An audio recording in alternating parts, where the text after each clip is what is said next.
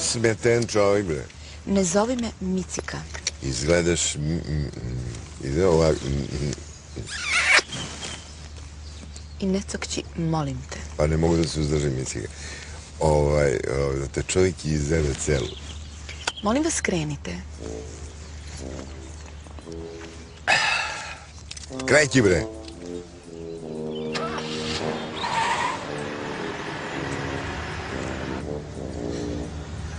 Ma nemoj da me njušiš. Ja sam se ne špricao, Micika, ali ti mirišeš ko proleće. Znaš da podmlađavaš? Hoćeš ti da se smiriš ili ja da izađem iz ovih kola? Pa hoću, pa morat ću da se smirim ako mogu. Koji ti je đavo? Pa ne znam koji je đavo nešto ušlo u vene da...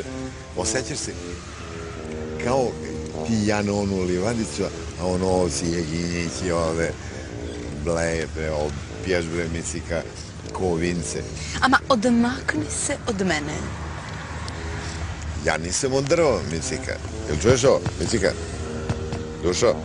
Ti zvoniš? Pa naravno, ko zvonce na tvoje ovce. A šta imaš ispod? Srce, Micika. I to još uvijek vruće, nisam ja bez srca, Micika.